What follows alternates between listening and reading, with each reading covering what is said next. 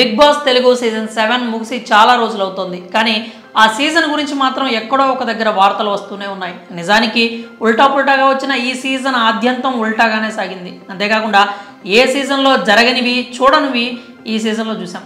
Common man winner అయ్యాడు, అదే winner arrest అయ్యాడు.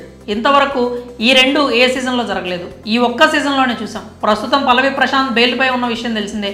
అతని అరెస్ట్ తర్వాత సెలబ్రిటీలు, కంటెస్టెంట్స్ చాలామంది రెస్పాండ్ అయ్యారు. తాజాగా బిగ్ బాస్ రన్నరప్ అమర్దీప్ కూడా పల్లవి ప్రశాంత్ అరెస్ట్పై రియాక్ట్ అయ్యాడు. నిజానికి సీజన్ ప్రారంభం నుంచి విన్నర్ రన్నర్ మధ్య అస్సలు వర్కౌట్ కాలేదు. ఇద్దరు ఏదో ఒక విషయంలో కొట్టుకుంటూనే ఉన్నారు. అది ఆఖరి వారం వరకు సాగింది. నిజానికి ఆఖరి 2 రోజుల వరకు జరిగిందనే చెప్పాలి. ఆ తర్వాత గ్రాండ్ ఫినాలే ముగిసిన తర్వాత కూడా వారి మధ్య కోల్డ్ వార్ అయితే నడిచింది. ఎందుకంటే పల్లవి ప్రశాంత్ ఫ్యాన్స్ పేరిట అమర్ కారుపై దాడి చేశారు. పైశాచికంగా కారు అద్దాలు పగలగొట్టారు. లోపల అమర్ భార్య, తల్లి ఉన్నారని కూడా చూడకుండా నానా రచ్చ చేశారు.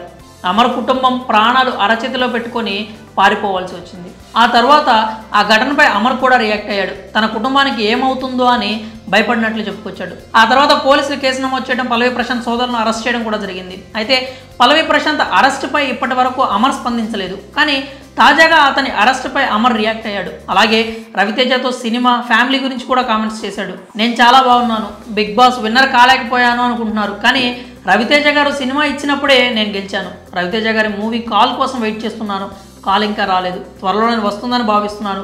మరికొన్ని ప్రాజెక్ట్స్తో మీ ముందుకు వస్తాను.